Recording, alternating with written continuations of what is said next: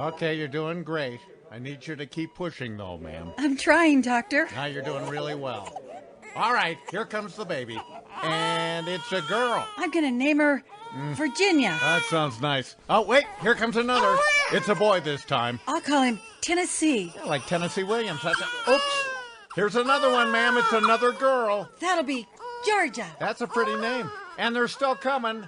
You got a boy again. How about I call this one Alabama? There's still more coming, ma'am. Birth of a Nation These two will be the Dakotas. will not be presented at this time. South Dakota's coming out feet first, ma'am. In order to bring you the following special podcast. You know, actually, ma'am, I'm not sure Idaho is such a great girl's name. It's almost live. Still alive. It's alive! A limited podcast series about Northwest Television's legendary TV sketch comedy show. An amazing phenomenon. Featuring intimate conversations with the writers, performers, creators. Rustlers, cutthroats, murderers, bounty hunters, desperados, bushwhackers, hornswagglers, horse thieves, bulldogs, train robbers, bank robbers, ass kickers, shit kickers, and Methodists! Your host was one of them, I think I would remember a thing like that. Pat Cashman. What's the matter with you? Almost live. This is just a real nice surprise. Still alive. Just a real nice surprise. A warning. Parts of this particular episode may be too, well, highbrow, too donnish, too erudite, too filled with words you have to look up. Nonetheless, if you are familiar with Shakespeare, and specifically his great character MacBeth, you have heard these words. Tomorrow. And tomorrow. And tomorrow. Creeps in this petty pace from day to day. But there is another MacBeth. One who says, I went to high school with a girl named Joy who was on antidepressants. Yeah. I have a cousin named Abel who hasn't worked in a year. On the other hand, Shakespeare's MacBeth is noted for saying, Life's but a walking shadow, a poor player that struts and frets his hour upon the stage and then is heard no more. But the other MacBeth, the one this podcast features, is unrepentant in declaring, If I ever steal a kid of my own, I am going to give him a name that has no pressure whatsoever. Adequate. Meanwhile, in Shakespeare's great play about tragedy, war, and madness, his MacBeth famously muses, There the grown serpent lies, the worm that's fled hath nature that in time will venom breed. No teeth for the present, get thee gone. However, the other MacBeth, excuse me, however, the other MacBeth ponders the following. Kids nowadays, if you're a boy and you like a girl, you can take a picture of your junk and send it to her romantically. I didn't have that.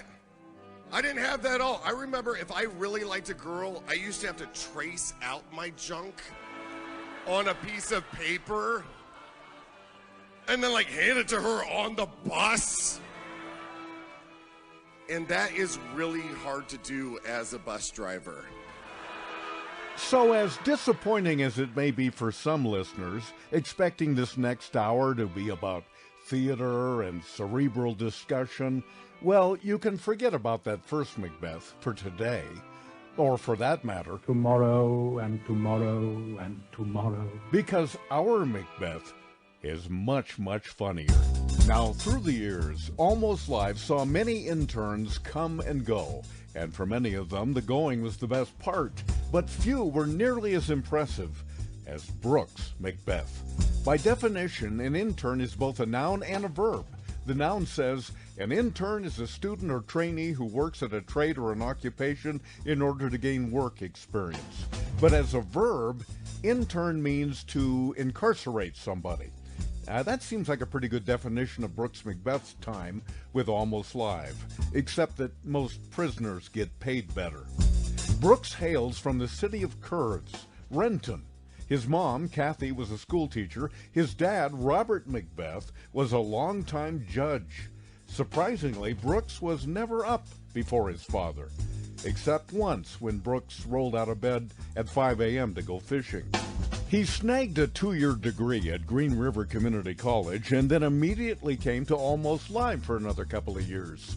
He instantly made his mark as more than the kind of guy who goes out to get coffee and donuts for the prima donnas on the regular staff. He made his mark pretty quickly as a writer and a performer, receiving an Emmy nomination for one of his very first efforts.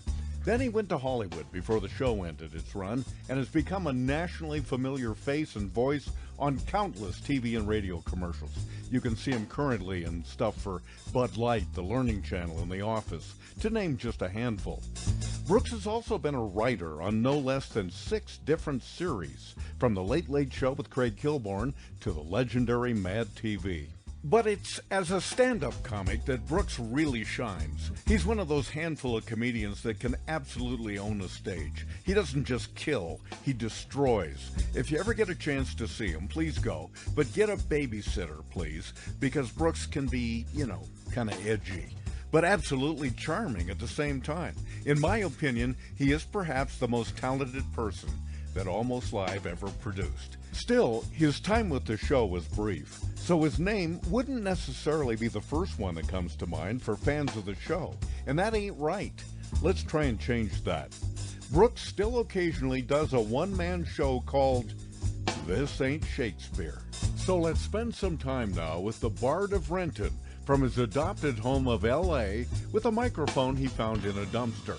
Hi, my friend. How are you? I'm good, man. Hey, can you be a little louder, please? No, I will try not to. I'm sorry. It's so good to hear your voice, man. I love you. I love you, Brooks. You know that. I've always told you that. Yep. You began at Almost Live as an intern, and people don't even know what the hell does an intern do.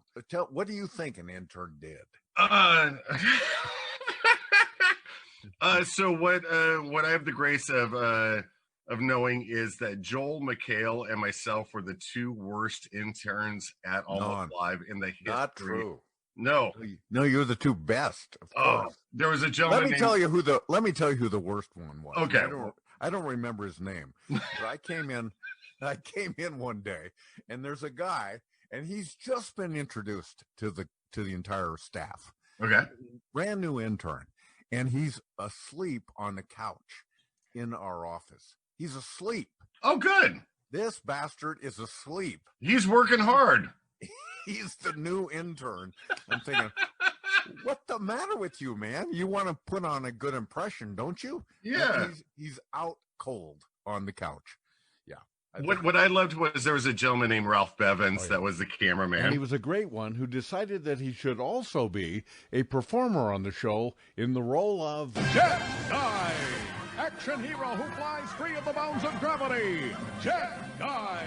He's insurance actuary Guy Morris, who fights for truth and justice with a jet and a jacket. Fly with him now as he lives the adventures of Jet Guy. Tonight on Jet Guy, the Transporter Ray. This is terrible. What's that, Guy? They're tearing the old music hall down today. Yeah, that's too bad. Take a look at this. I have something new in your fight against crime. Great. What is it? It's my Transporter Ray device. Great. How does it work? Come here, I'll show you. Great. And the same thing with Joel and I. Ralph was like, oh, we need to, put those cables together and we're going to move these lights. And I go, hey, Ralph, even better. I have a joke for you. And he goes, no, what I need you to do is roll those cables. I go, oh, no, but I have scripts and I have sketches. I think that'd be a lot better use of your time. And he goes, it was the same thing with Joel. And I go, man, we didn't really like doing the chords. I'm sorry. I love Ralph Bevins, but man, he was so serious all the time. God, yeah. Ralph wanted to hit me a couple times. For him to be the guy, and God, he's a talented photographer, but absolutely. For him to be the guy shooting a comedy show was just incongruous as heck. I go, oh, well, we're not going to be friends, huh? And he's like, no, we're not. Do this. And I go, all right. You know what I loved about you? You came in to the show as a wise ass right from the start. Most guys who would come in as an intern would be a little meek. They would. Oh, I was pretty meek also. Try to feel their way through. You didn't come in. You came like a tornado into that show. You did. You know, I'm right about that, right? A little bit. May I tell you how I got the internship? Yeah. So I graduated high school in 91. I'm a little bit of an older guy. Lindbergh High School.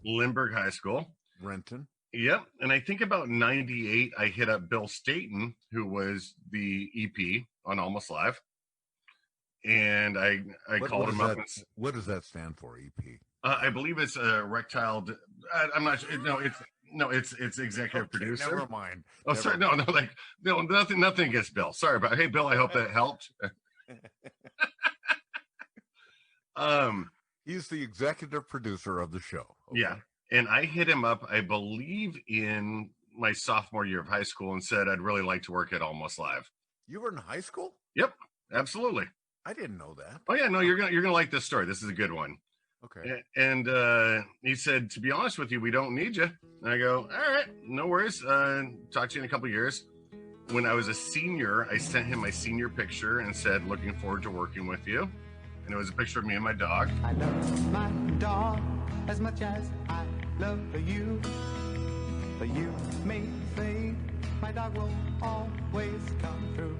And he said, still no openings. And I found out if you got a 2-year degree, you could be an intern at Almost Live. And where were you going to school? I was going to the University of Green River. Oh. Yeah, and it's not known for any killers or anything like that. It's just a solid school. And how dare you?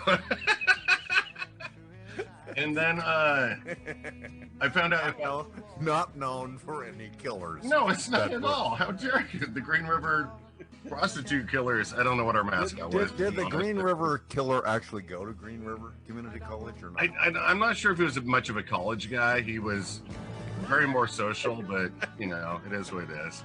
Yeah, not much of a college guy. Okay. Yeah.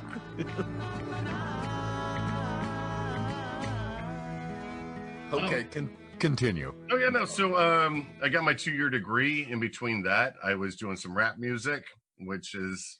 Hey, I was going to ask you this. Yeah. I'm glad you brought that up. Oh no, it's horrible. I was so bad. No, you're not. Yeah, you're good. You're. I should have asked you this before we started. No, that's all right. Can you end this little interview with some kind of rap thing? Oh God, no. You can't? Oh yes, of course I can. Okay, good. I want you to, because you are good at it. Rapping is something I came late to discover how wonderful it is, and you have to ad lib. It just engages your brain, and you're so good at it. No, I practiced. Like I wrote something today. I was like, "Oh, it's a flash, man. Man, I got cash, man. You don't understand. I got stuff in the back, man." People would be like, "What? Why you waiting? I ain't complaining. What? Bill Staten? I survive. I stay alive. What? On King 5? Yeah, almost live. Yeah, I mean, like that sort of thing." Wow.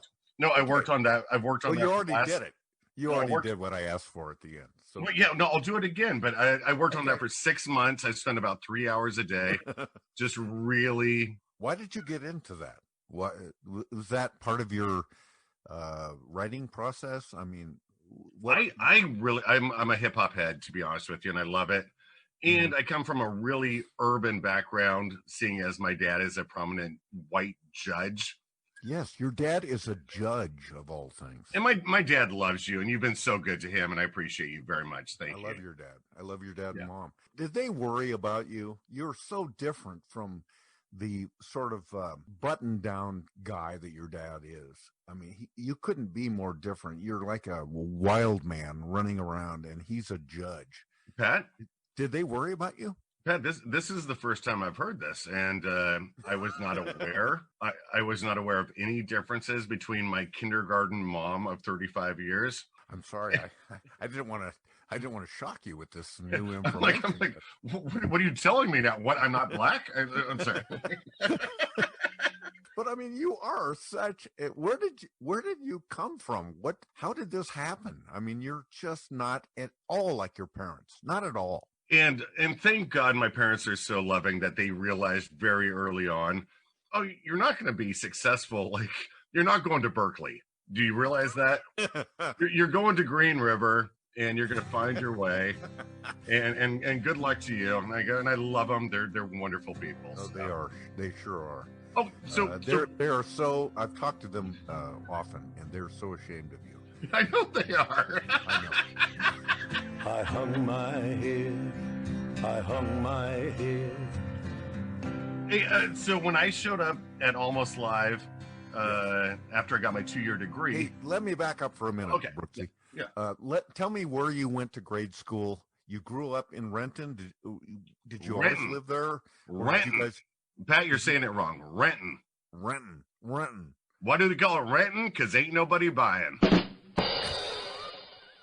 So that's where you were born and grew up. Yeah, Yep. right? Correct? Okay. Absolutely. So tell me where you went to grade school and all this stuff. I went to Tiffany Park Elementary School. Tiffany Park? Tiffany Park. What a wimpy sounding. You know what? Maybe you just... Where did you go to elementary school? Big man. Did you go to school? Yeah, Big Man Elementary. Oh, how dare you? Yeah, not Tiffany Park, for God's sakes. And then I went to middle Home school. of the Lamps. Yeah, Home of the Lambs? Is that what you said? Home of the Lamps. Oh, the Lamps. Okay. And then Come on, middle school. Tiffany Park. I wouldn't even admit to that if I was you. That's embarrassing. That's what I get asked the most, to be honest with you. They're like, where'd you go to elementary school? And then I spent, well, here's the difference. I went to Nelson Middle Skull Crushers. Nelson? Yeah. Like Bob Nelson? Nope. Like Bob Nelson, who wrote Nebraska. Yes, Yeah. it was named after him. You go, welcome to the school. And you guys can just kind of, if you want to feel out your grades and let me know what you think. And I love you, Bob. God, we love him so much. It's a character he does. That's not how Bob Nelson. Oh, God, no. When you hear Bob in real life, he goes, "Hi, Bob Cashman here," and I go, "Why do you hold that voice back?" He goes, "No, it's too much competition with Pat." And I go, "Oh, I get it. I totally get it, buddy." You're killing me, man. I'm sorry, I'm not good at this. Okay, so you go to elementary school, and then I had to go there. It was kind of as a child, you have to. Yeah, you have to go there. In it's required if you want to go to high school. Yeah. So then you go to Lindbergh High School, who was named after whom? Charles Lindbergh flew from Long Island, New York to Paris, France. The 3,600-mile trip took him 33 hours and 30 minutes. He became famous for being the first person to cross the Atlantic Ocean by airplane. So Charles Lindbergh, right? I believe it's Chuck. Chuck Lindbergh. Chuck Lindbergh. Yep. American hero and later Nazi sympathizer, correct? No. Chuck Lindbergh, the UFC. I believe, maybe I'm getting the names wrong, but I believe it was. That's Liddell. That you know what? Chuck Liddell is completely different. It's Chuck Lindbergh. Yeah. He liked cheese. Uh-huh. Yeah. And I don't remember what kind of cheese he liked. But... Okay, we're getting off track here. Okay, sorry about that. I think it's interesting, but it's not really quite right. No, I'm just our discussion here. Here's what I wanted to tell you was I went in for my interview with Bill Staten for the internship. And the picture that I had sent him as a senior in high school was sitting behind his desk. So he's screwing with you a little bit. Oh, no. He goes, "You're the most tenacious SOB that I've ever met." And yeah, you are. That is so true. No, I have no other skills, man. I'm sorry. No, but I just, I always admired you because you're the total opposite of me. I'm such a wimp. I could put my toe in the door and say, hey, take a look at my tape. What do you think? You don't have to look at it now. I'll see you later. But you came in there, like I said, with your just like a whirlwind, and you said, "Damn it, look at me. Let me have this job." And I was never comfortable with that, as you know. Well, you would come down to my office and you'd sit on the floor. You were not comfortable with me at all, and I loved you. And I was like, I was like, "Pat, you don't get it. You're my hero, and I'm gonna sit near the door and just be close to you." Yeah, you did that. And for many times I could tell that you were frustrated, but I just loved you so much. I apologize. Well, you exceeded my comfort zone so much. Oh my God. But I love the fact that you didn't ever give up. You kept pushing on it. And after, what was it, 17 years, something like that, we became good friends. And yep. Oh, yeah. I would just sit outside your door, and then at one point we were moving and you had a cubicle. And I would sit outside your cubicle, and you would honestly, Pat, you go, what can I do for you? And I go, just trying to be your friend.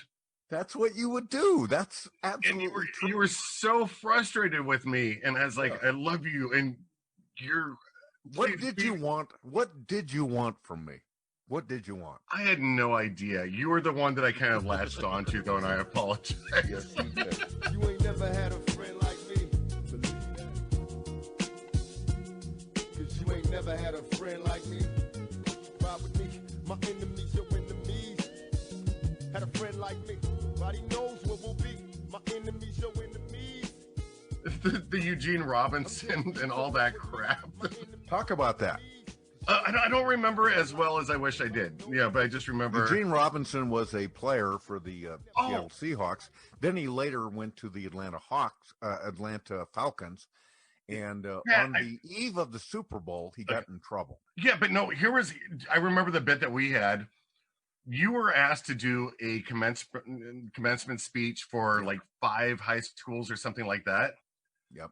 And they told you last minute, they go, we got Eugene Robinson. And I got to call it what it is. I call it what it is. I don't try to sugarcoat it. I don't try to go ahead and say, look, man, this is just me. It is what it is. And that's what it is. It's called solicitation. That's what it was.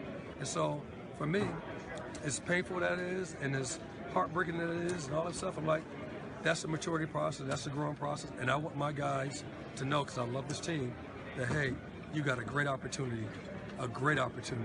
Go ahead and seize the moment. And don't, in this respect, be like me. Do you remember this? I don't. Okay. And that's where the bit became, where I go, wow. And I started saying, I'm going to start stalking Eugene Robinson instead of you. And I brought in a couple of pictures. Now I do remember it, yeah. Okay, and I brought in a couple of pictures that Eugene had signed to me, fake, of course. And you were just like, why do you keep coming near me? I remember that. Isn't your life filled with things that you don't remember the triumphs of your life or the good things.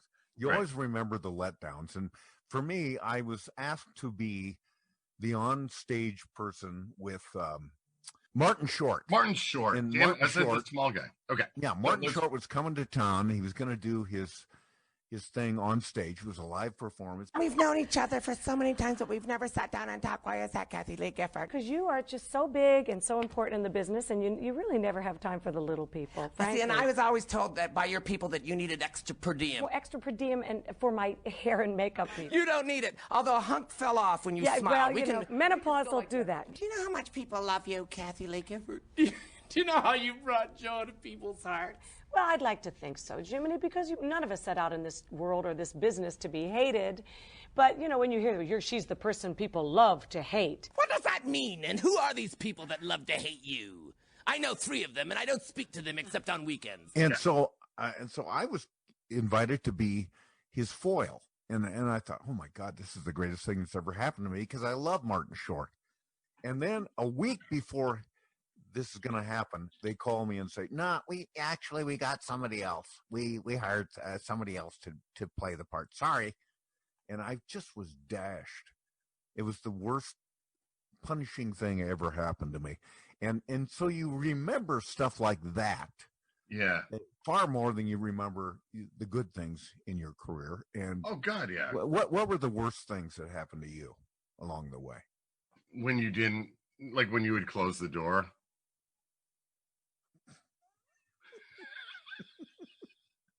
When I would just sit outside your office and I would close the door, but you were still inside. Oh yeah, that's so true. That was my mistake. Yeah. Let's get rid of this one. Hey, let's talk a bit about. Okay, so you got an internship at Almost Live. Yep. What kind of things did you say? This is why I want the internship, and this is important to me. And why did you want to do that thing? And why were you so persistent with Bill Stainton? I wanted it. I didn't have any direction. The rap stuff wasn't happening for me. I opened for Mix-a-Lot once or twice, and it was fun. Did you really? I did. Yep.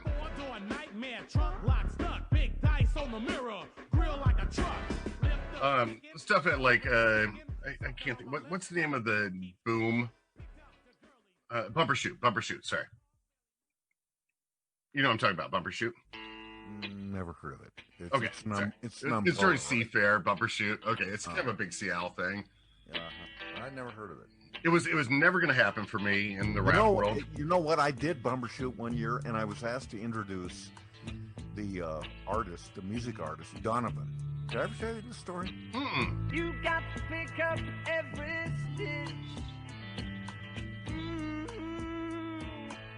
Must be the season of the witch.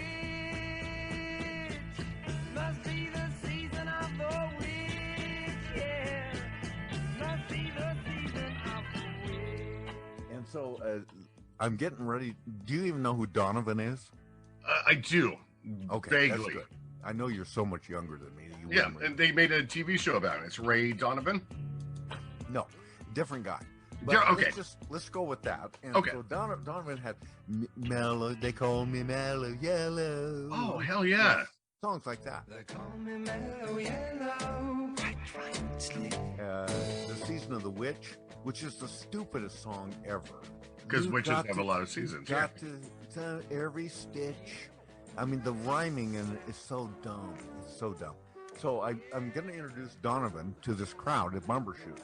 And right before I go on, they say, hey, by the way, you might like to know that Donovan has just he's about to be inducted into the Rock and Roll Hall of Fame. And I said, oh, that's great. So I go out and I say, hey, everybody, Donovan is about to come out. And by the way, we just found out he's going to be inducted into the Rock and Roll Hall of Fame. Would you welcome, please, Donovan? And he comes out. And I walked back to the wings, and they said, oh, my God, you weren't supposed to say it. Really? It wasn't official yet. You can't say that he was in the Rock and Roll Hall of Fame. Sunshine came softly through my window today. Well, you didn't tell me that. You did not mention that. And Donovan didn't even know it. So he hears it from me for the first time. Oh, my God. It'll take time, I know it. But in a while. The good news is that he was inducted into the Rock and Roll Hall of Fame, and he still sucks. So. 'Cause I made my mind up, you're going to be mine. No, I'm kidding. He doesn't suck. Jeez, I don't need to get sued by those people again. Hey, do you remember the very first time that you were on this show, Almost Live? Because I do, and with the help of Bill Stainton, I remember your first appearance. Absolutely. Are you talking about the John Report? I think it was, yes. Yeah, I wrote, and it was live. Yeah. I wrote a sketch. The show was called Almost Live, but for all intents and purposes, it was a live show because we never stopped down. Right. So what you saw on the air an hour and a half later was a live performance. Absolutely. Yeah. I had written a sketch. I'd written a couple of sketches, and after a little, it had to be after 6 weeks, I got permission from Bill to turn in my sketches. Like I couldn't attend the writers' meetings. But really? I could, oh yeah. I was an intern, and so I got permission to submit, and it turned out 2 of my sketches made the air, and I was thrilled. That was just me writing, okay? Yeah. And then I wrote this bit for Joel. It was called Joel McHale, Have Sex with Joel, and it was. I remember that. Was that? I that's not the first bit I was thinking of, but no, go ahead. That's the first time I was ever on the air. Okay. There was a couple other times where you beat me up and we had fun and stuff. Yeah, that's right. I did beat you up one time. Oh, you beat me up 3 times, if I As remember if correctly. as if I could beat you up. Oh, you could kick my bottom anytime. And I'm trying to kind of be a little more PC right now.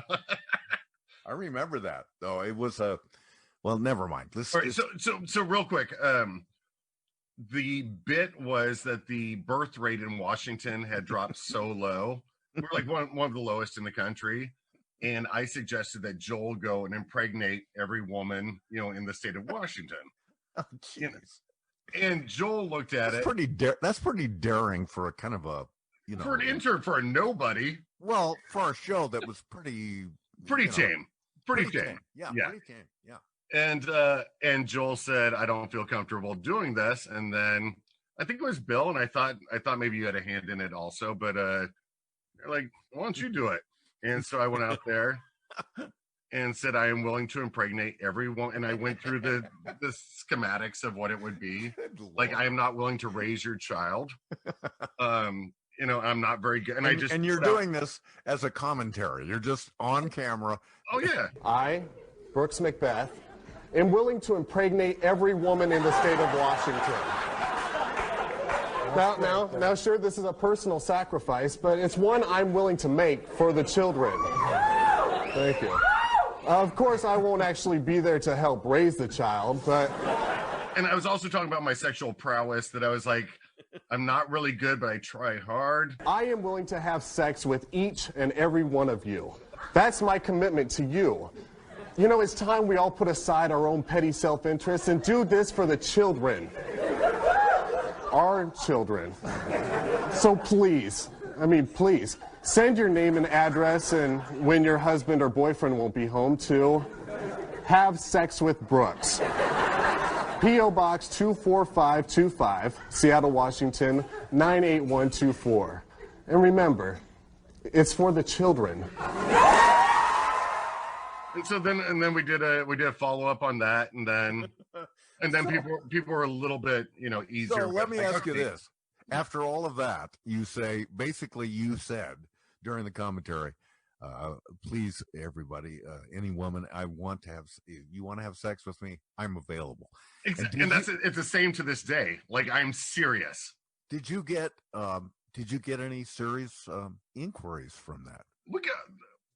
We got about 5, which I thought was really funny, because you expect, oh man, I'm gonna get 100. I got 5. And I can understand that. People were pretty busy with taxes or whatever.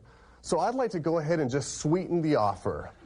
I am still willing to have sex with each and every woman in the state of Washington, and as a bonus, with each encounter, I will give away a free toaster. So the phone number should be on your screen, to Have Sex with Brooks. So call now. Have Sex with Brooks. Brooks speaking. It's just a regular toaster, 2 slices. That's not bad. That's okay. No, it's better than what I'm doing these days. But wow, did you follow up on any of them? I guess people would want to know. Well, I met a really nice girl named Darren. Darren? Darren, D-A-R. We have not met yet, but okay, Brooks. Now the bit I was thinking of that I thought was your first bit ever. See if you remember this. The idea was that Seattle had been undergoing weird weather. Sometimes it was sunny, sometimes it was rainy. I didn't like that. There was snow, was all that. I didn't like that. You know what I'm talking about. I know exactly what you're talking about. You were told to participate in this bit with just you on camera, and you're standing in a kid's pool, a little rubber plastic pool, and you're having stuff dumped on you. Yep. Rain, snow, and well, what do you remember about it? Oh no. And let's, Pat, you and I are dear friends. That I wanted to be on camera. Would love it. I'll do anything. That one was a tough one. Just looking back, that was tough, man. Go and fill them in on what happened. So this guy that was working on the show named Hans Eric. He said, "Hey, Hans Eric, go out and get some dirt, some potting soil that we're going to dump on Brooks at the end of the bit." Yep. So he comes back, doesn't tell anybody. at the end of the bit, you're dumped on with what turns out to be either chicken shit or some other kind of manure. Yep. And it's dumped on you. You, to your surprise, and then they say, "Well, Hans Eric, what are you doing? Why'd you get that?" That's all that was available. Nope. Something like that. Am I wrong? No. That was, you asked, like, what were the highlights, lowlights? That was the low point. Honestly. Yeah, that would be. I can see that. And it's one of those that I to this day I go, yeah. But a few weeks later, you came back. Hi, I'm Brooks, the intern here on Almost Live. You may have seen me on the show before. It was a couple weeks ago, and it involved me getting a bunch of water and ice poured all over me. You remember? Like in Kent, you live in Kent. Well, I've gotten a lot of letters since then asking me how I'm doing, and I'm actually doing fine. At first, I was a little ticked off, but then a few of the cast members explained to me how getting stuff dumped all over me was really a sign of affection, and that not all interns have had this opportunity. So I feel really good about having crap poured all over me. It's kind of like the time when I was thinking about... And then, of course, as your commentary continues, cast members come out and dump new stuff on you. You know, it kind of makes me feel like part of that Almost Live family. A family that... Hi, Nancy. Thanks. Thanks, Nancy. Nancy Guppy. I mean, there's really something special, a bond here among the staff, and it's a special feeling that I have felt. A can of pork and beans are dumped on you by Bill Stainton. Thanks, Bill. Thanks a lot. You know, it's hard to explain if you're not part of it like I am, but I kind of think... And Tracy Conway sticks a pie in your face. Wow. They really like me. They like me. I'm not in that age anymore, but like, you know, that's one that I would square off. They dump cow manure on you. Yeah. And And Hans Eric and I have not kept in touch, and he's one of those, if I saw him, I go, probably not gonna go good. Yeah. I don't mean that to be, I'm a nice person, but would you punch him? Would you punch him now if you could? I'd knock him. I would, yeah.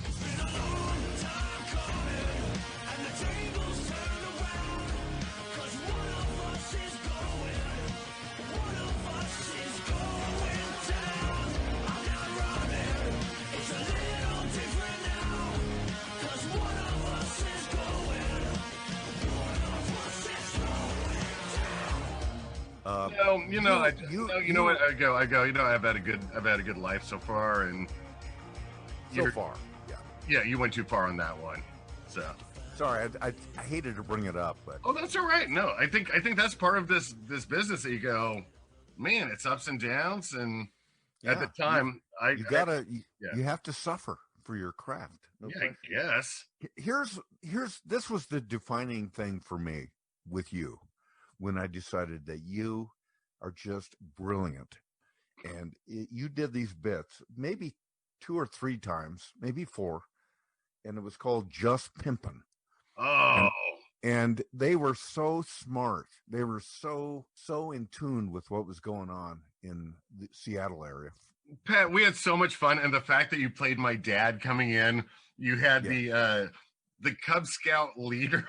Well, let me describe the bit first. Okay. So you are in your basement of your house, and I think Joel McHale was in most of those with you. Oh God, yeah, and Lauren Weedman, who's amazing. Yeah, Lauren Weedman, and you were a kid in your basement doing a cable access show called Just Pimpin', and you're a white kid, of course. What? And what?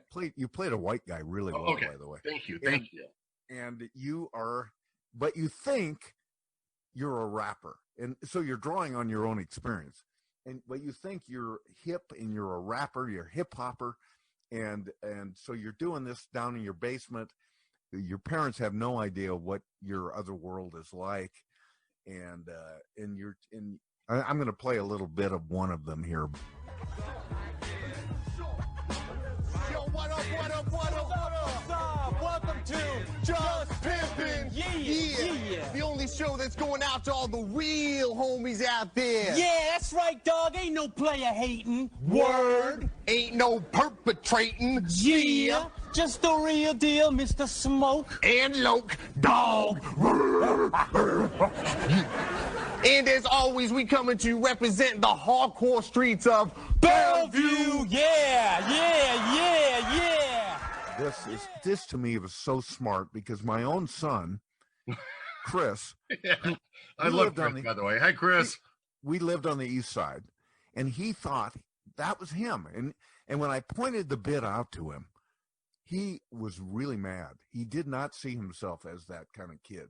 He did not like me pointing it out, and I just thought it was such a goof on him and his kind of friends.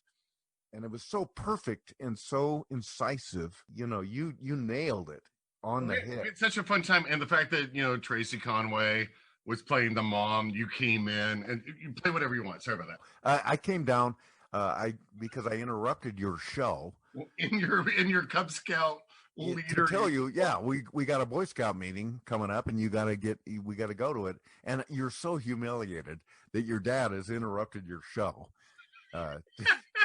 for something that is telling the world who you really are, and you just hate it. Oh God, it was so smart. What a great bit. Hey guys, your dad is here to give you a ride home. Hi, boys. Come on, let's get going. We don't want to be late for that troop meeting, huh? Come on. We're doing the show. I don't believe this. I mean, damn. Just turn the camera off. And then the other bit I really liked was when you wrote a bit about the exercise guy. What do you call spinning class? Spinning class. Thank you. God, I thought that was really smart. That was so much fun. We're keeping our pace nice and steady. We can see some families over there playing, having picnics. There's a young boy with a cute little puppy. It looks like a cute little poodle, maybe. Just keeping the pace nice and solid, focusing on our breathing. And as we look to our left, we can see some families come. Oh my God! Oh my God! What is it? We hit the puppy. What? Oh man, it's not getting up. Okay, people, we are in some deep crap. Everybody, let's get the hell out of here, people. Come on, pick up the pace. I didn't mean to hit it. I love dogs. Oh, great. The kid's dad is getting in his car. You know, we should have stopped. We really should have stopped. Okay, he's pulling out. Everybody just act natural, okay? Pick up your freaking pace, people. Come on.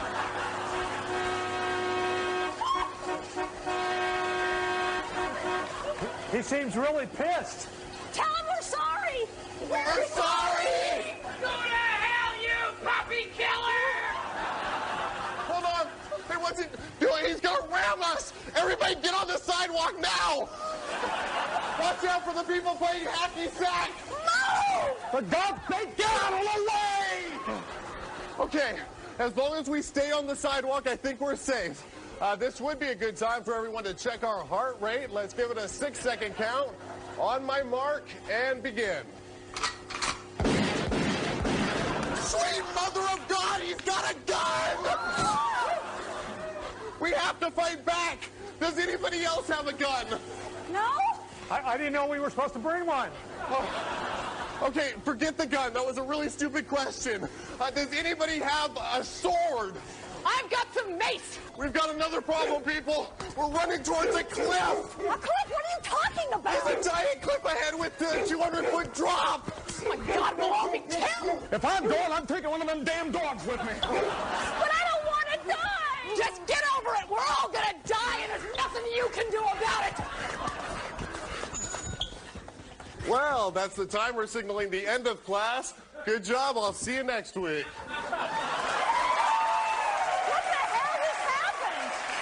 So, did we die? And it was another live bit. You mostly did live bits. Yeah. Every once in a while, you were nice enough because you would throw me a bone because you were my hero, and you still are. But it's one of those that. Did you ever know that you're my hero? Okay, come on. You were saying? Do you remember that we did it was not a good sketch at all. And I'm just saying it, and it was my fault completely. But you and I both were on a treadmill. Everything was a competition.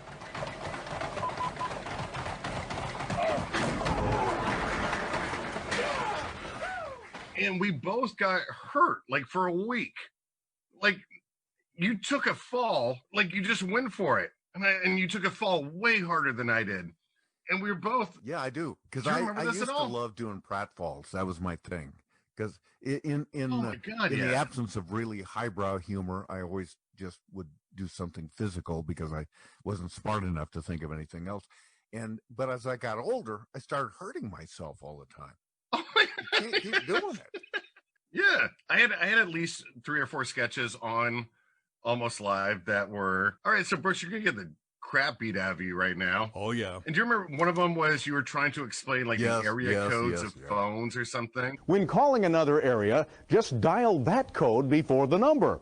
If it wasn't long distance before, it won't be now. And then I start taking some questions, and I get some really stupid ones. Now let's see if our studio audience has any questions. Yes? Yeah, do you have to dial a 1 first when calling the 425 area code? Good question. I should have made that more clear. The answer is, if you didn't have to dial a 1 before, you don't have to now. And the questions start getting stupider. Yes, I see an error on your chart. I live on the east side, and you've mistakenly included Renton with us in the 425 area code.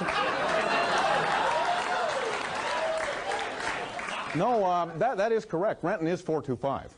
Oh, no. Shouldn't Renton be down there in 253 with Kent, Auburn, and Tacoma? No, it is 425. Do you know what this is going to do to our property values?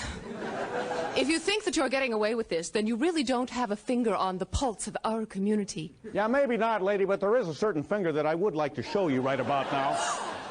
So by then, I'm boiling mad, and then you walk up. Yeah, I have one more question about when to dial 1.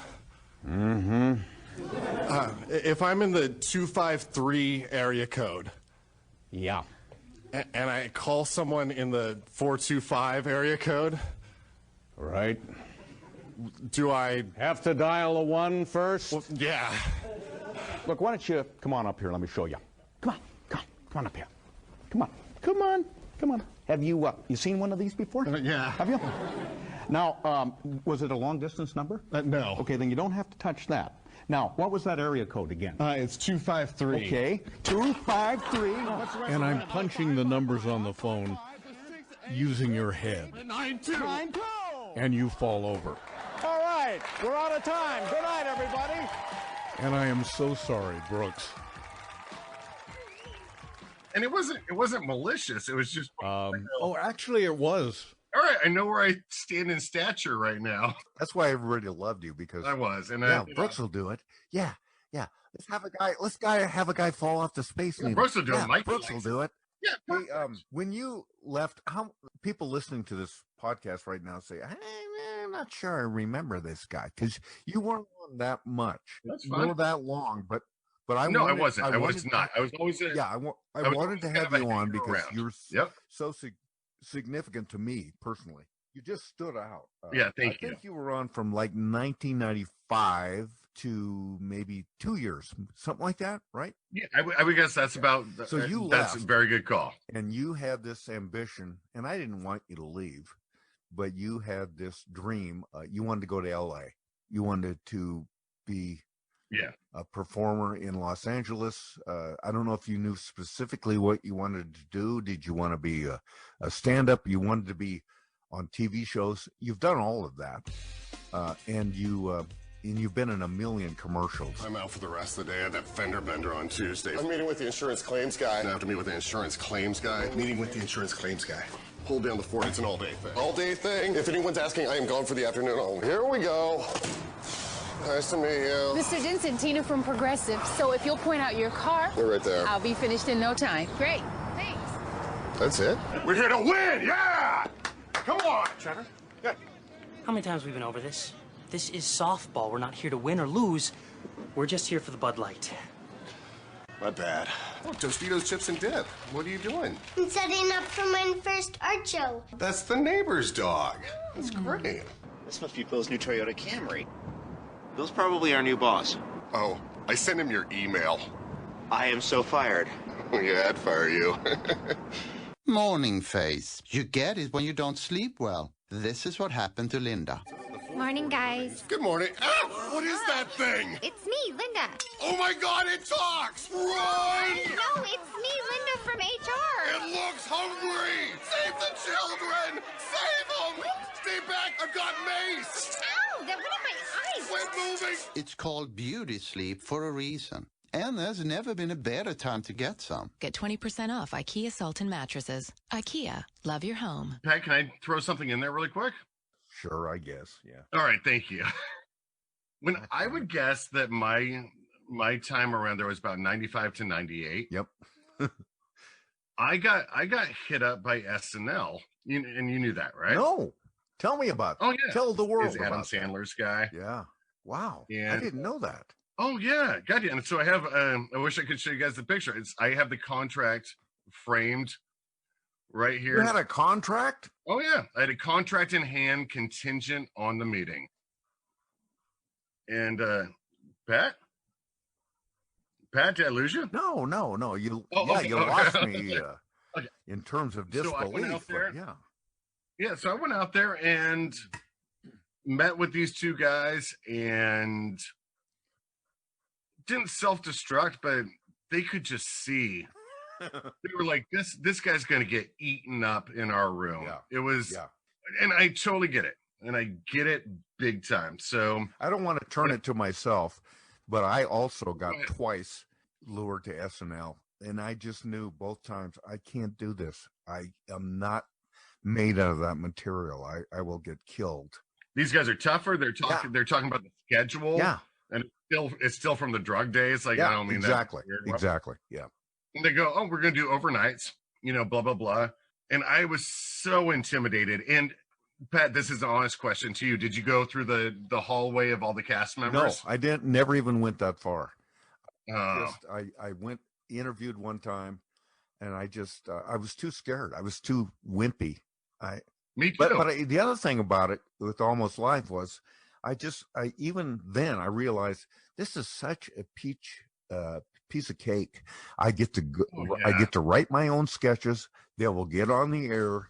I don't have to fight for airtime. It's a dream. And I knew SNL would be just the opposite.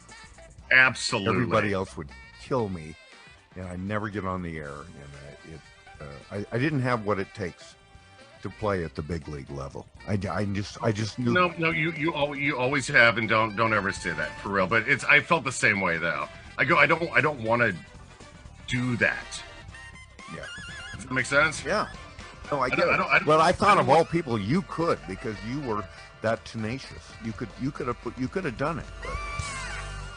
So I had a contract in hand, and they called me. I went out there on, I believe, a Friday.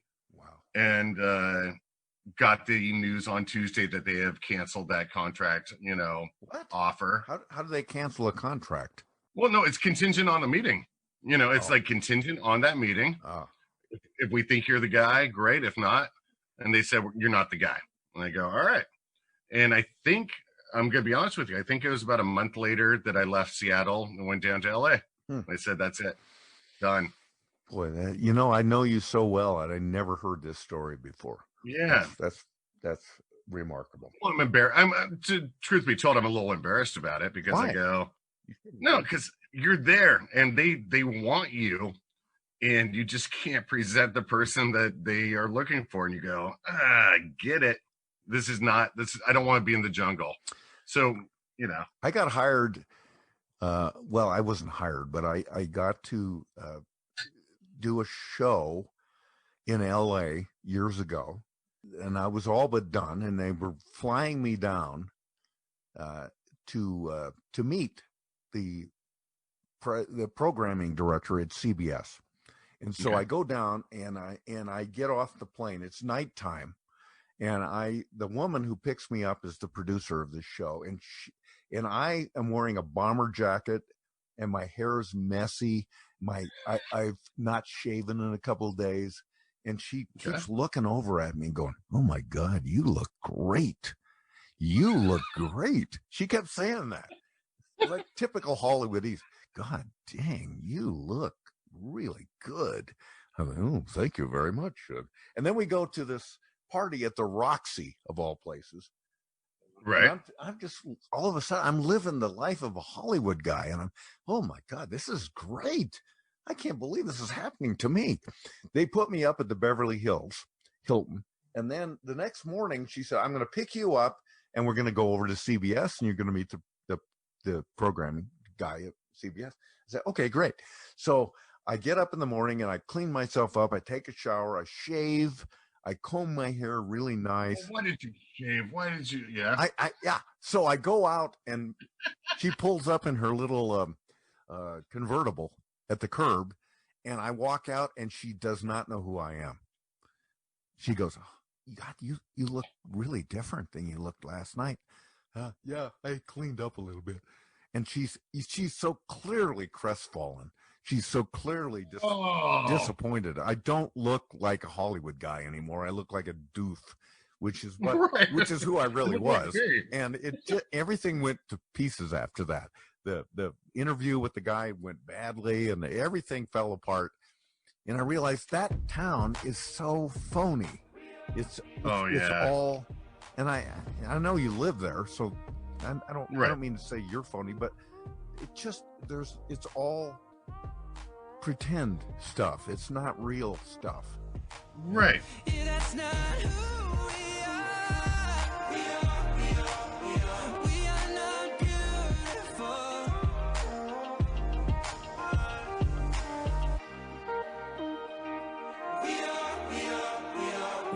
not beautiful. And it's got to be frustrating because you've been there for 20 years or so, right? I have. And so how do you deal with this? And since you know the game so well, how do you handle it? It's amazing because you have really good people in your life, and Mikhail's one of them, and things like that. That you go, and John was down here not too long ago. John Keister, one of my idols, and you come down, you go, "Man, I found a little niche for myself." You got. When I left Almost Live and came down here, I was a security guard from 2 to 4 in the morning. Okay. No, that's not. So apartment complex, and I would write jokes for Craig Kilborn. Yeah, while all the robbers were doing their thing. Do you remember Kilborn? Oh yeah, late show. Yeah, and so I did Ferguson. Yeah, Craig Ferguson. But I would go in and I would write jokes for a couple hours, and I would go over to Fax Plus or something like that, and I would fax in my jokes. And ironically, most facts were opinions, right? Find out later that night whether I got paid. I did that for a while, and jumped onto a Comedy Central show from Jim Sharp and some people and blah blah. But you go, "Man, I don't fit in here. I'm just kind of putting my my head down and trying to do what I'm doing, and it is what it is." And then wait a minute, don't throw that away. Mad TV. You were wrote for that show. I think I'm talking about the right show. You were the guy that the show had a number of black performers on it, correct? Absolutely. And you were the guy, the white guy, that wrote most of the bits for the black writers. I was the black writer. Pat, when you talk about like SNL and you go, "Man, how scary is this?" or whatever, Mad TV is a gentler version of that. It really is.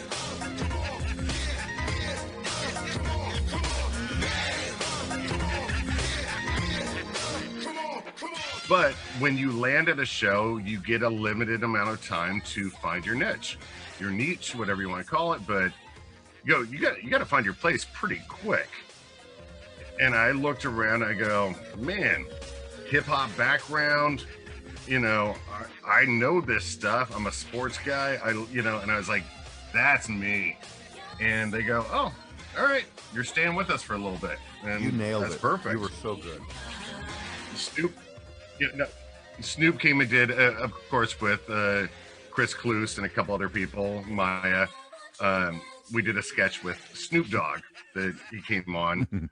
Real M&F talk. First topic, Black History Month. Black History Month, my ass. It's always the same old people. Harriet Tubman, Booker T. Washington. What about the real black heroes? You mean like the brother Malcolm X? Man, Malcolm X. I'm talking about Blackula, the first black vampire to come out of Compton. You ever see him in the white man's history books? It's a black political show. But you wrote and I'm that. trying to You kind wrote of that. censor myself a little bit for this. Oh no, it was Chris and Maya and I, but and Snoop just kept looking over me. He's like, "Hey Bert, and people are like, Brooks, I think he means you." You're not only a white guy, you're a white guy from Renton. Exactly, Renton. And you're writing this stuff. God, that was a really, really good time. It was fun. Tell me one more thing about your career, and then I'll let you go. Oh no, reluctantly, and that is that you went with Bob Nelson, which I did not remember, but you went. Magic Johnson, the great NBA Hall of Famer, had a show for about 10 minutes called The Magic Hour. Yeah, and you went to write for that, right? No. Oh, you didn't. That Bob left almost live to go write for that. Yeah, I know that. And that was my little opening because Bob would do the setups for Almost Live for the weekly jokes. Oh, I got it all wrong. Oh no, that's completely my fault. No. And so Bob was off to bigger and better things. And then he would call me every once in a while. And I love him because dude, it's a cluster down here. And it's a train wreck and it's awful. And people are approaching me in the bathroom and they're going, "You don't talk to this person." And Bob's going, I just want to write some jokes. That's all I'd like to do. And Craig Shoemaker, who was the comedic personality on that show. Yeah, you mentioned him. Here he is talking about the show. So understand that I got that show, and that was my get even. That was my get even. All the 13 girls that shot me down for the prom. This was my moment. Yeah. I had a national TV show. What year? This is 97. Okay. It's only on 1 year. It was. I remember the show. I remember Magic Johnson had a show. It was barely on a month. Now, you didn't last the run though? You want to hear the story? Yeah. I want to know how you got. I don't mind the story. I want to know how you got fired. I'm going to tell you. Okay. So they give me the show, and they said this was exciting. I wasn't going to be Ed McMahon. Ha ha ha! I'm the comedian that he laughs at. He gives me setup jokes. I thought it was a pretty cool premise. Instead of him doing a monologue, I do the monologue to him. So they basically had tester shows where you guys had chemistry, and it went really well. Great. And I got the part So against a whole bunch of other comics. That part was good. It's kind of you getting to do a show, and Magic is there to be the sort of name value and what draws people in. Yeah, and I get to tell the jokes. And, but they panicked and they brought in writers from the Tonight Show. Right. Not the Leno Tonight Show, the Johnny Carson. And the guy literally had a mullet cut and a members only jacket. By the way, folks, if you're out there and wearing a members only jacket, I mean to offend you. But this is in 97 where it was like there's no irony to it. It's just Joe Dirt. It's just it's Joe Dirt. That's my head writer. And he said these words to me. I said, "You can't make me tell these jokes." He said, "You have to tell the jokes." I called him Sling Blade. At that time, Sling Blade was out. Sure. With that jutted out jaw. That's how he talked. I said, "Sling Blade, you can't make me tell these jokes. I'll get booed." He says to me, "A boo is as good as a laugh." Johnny loved to be booed. I go, Johnny Carson loved to be booed. He had a whole shtick about it. I'm not Johnny Carson. No one knows who I am. You can't make me tell these jokes. Do you remember any of the jokes? Oh, I'll tell you what it was. Well, Jim, as a stand-up, do you think boo, laughter, it's all the same as long as they're reacting? No, I really wish it was. I have never hated someone worse in my life. You're talking about Shoemaker. And he and I I'm sorry, I'm just embarrassed, but we came close to fighting in the Pittsburgh airport. He owed me $500. And I was like, enough, man. Where's my money? And so I've never liked that guy, and I got a little backlash because I talked about this before, but Craig Shoemaker's a piece of shit, but that's all right. Did he ever pay you the $500? God, no. Nope. What an asshole. Yeah, he's a horrible person. Compared to Willie Shoemaker, who was great. Gate Fields jockey Willie Shoemaker dons racing silks for an attempt at turf immortality. 4.5 years after his track career began at this Albany, California course, he returns to earn all-time track honors. Hey, I want to ask you one more thing. You just made me think of it. Yeah, you can ask me anything. You toured around this country, or maybe even in Europe, where you were working for a beer company. Oh, Bavaria Fest, yes. That's where I met my ex-wife. Thank you for bringing that up. Did you know that was your ex-wife at the time, or I did not? No. She wanted nothing to do with me, and I wore her down. No, but I love the story of this tour that you went on where you're kind of the MC. Oh yeah. And tell everybody what you did. It's not that great. I have better stories, but no, it's good. It's really good. The actors went on strike and I had nothing coming in. And so they said, "Would you like to be the traveling host of a beer festival?" I said, "Sure." And they would bring in, we're talking bands from Germany, 1,000 people a night. Yeah. And I would go out there and none of the bands spoke German or spoke English, I'm sorry. And I would just go out there and I would do stand up with these things, you know, with these different bands. And one of them, here's a fun little story. Max von Buten and the Alpha Buten Band. Oh, sure. Yeah. Oh, yeah. Very, very popular. This guy could drink a liter of beer. I know. This is the story I was hoping. Oh, yeah, absolutely. He could drink a liter of beer, and a liter would be about 3.5 to 4 beers, you know, in a mug. And he would bring the crowd back because I go every once in a while I would start tanking. I'm doing this for 3 hours. I go, you know, you're not getting a 3-hour great set from me. You're going to get what you get. I go, right. I go, Max, it's time for you to go. And I brought him a beer one time. And he goes, "No, it's too cold. I don't do it because it affects my singing voice. I will come, and I will do it in a minute. I will do it in a minute." I go, "No problem." And he comes out and he pounds down this liter of beer, 10 seconds. And the crowd goes nuts. And I go, "All right, I got another 20 minutes, you know, of my stuff and we'll play some songs." When he was leaving the tour, he goes, "Brooks, you're my friend. I would like to give you a gift." Now, Max, when he's drinking this beer so quickly, never appears to be drunk. No, right? No, and I go, "How can it look?" He looks like Mario Brothers. Big mustache. Yeah. Wears a hat. He has the overalls on and the lederhosen and that sort of thing. and I go, "Man, I would be like," he gives me the damn stein, and it's a trick stein. And when he is doing it, he drinks probably 3/4 to 1 beer per drinking, as opposed to 3.5. What do you mean it's a trick?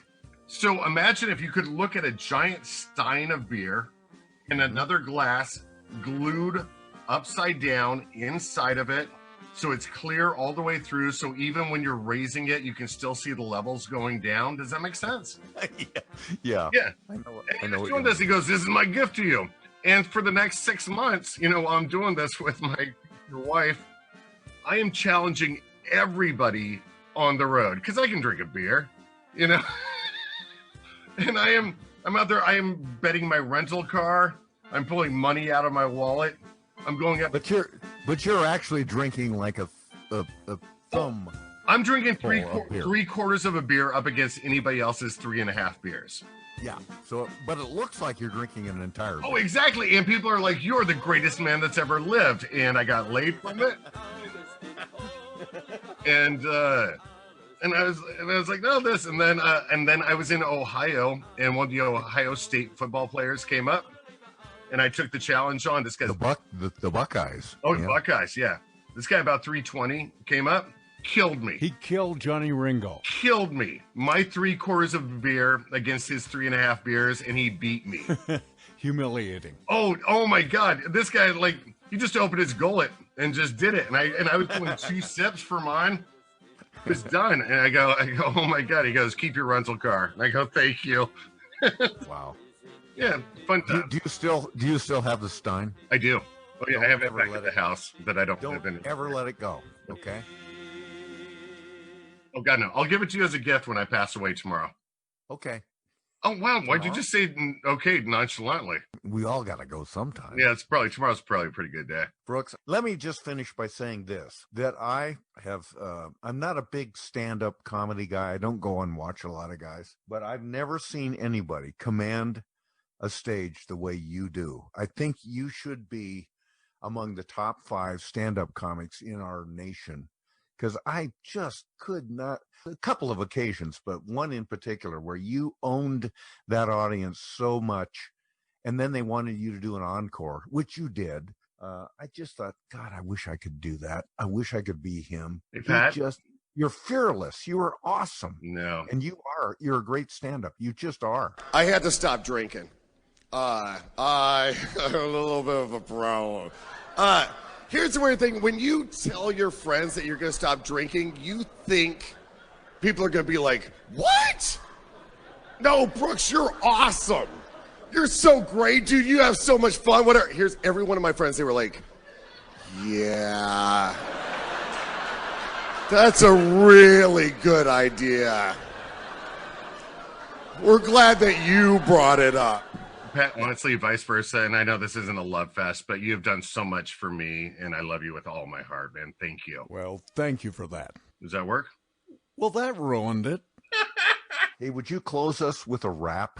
I already did a rap. Do it again. What do you want to rap about? I don't care what it is. Give me a topic. Almost live. I'm going hysteric. The one guy that I would punch in the face is Hans Eric. I'm complaining. People are like, what? I love Bill Staten, and I'm just being what I am, but it is when I go to the gym. Pat, has been an honor, and this is the end. Thank you so much for being my freaking friend. And you know I'm honored to be your freaking friend. You bet. Love you, man. Can I add one thing just for you? Yeah. You don't even have to use this. I'm still recording. Okay, you don't even have to use this. One of my favorite moments was I had a really good set at the Improv one night. I don't doubt that. And like a good show, okay? Okay, yeah. Norm Macdonald walked over to me and he goes, oh, yeah? Hey, yeah. Think about doing comedy. I'm just saying, if you ever make a career choice, I just say that, think about doing comedy. All right. Well, that's just his opinion, Brooks. But I happen to agree with it. The Almost Live, Still Alive podcast. Produced and edited by Morris Patrick Cashman. Technical director is Dave Tavers. And special gratitude to the legendary Kenneth George Buford McCaw, Almost Live's chief archivist. And thanks also to King TV Seattle. This program was made possible in part by the 12th century nun and mystic Hildegard von Bingen, inventor of spoken language. And by Emil Berliner, creator of the microphone. And I'm your announcer, that kid from Sluggy, Chris Cashman.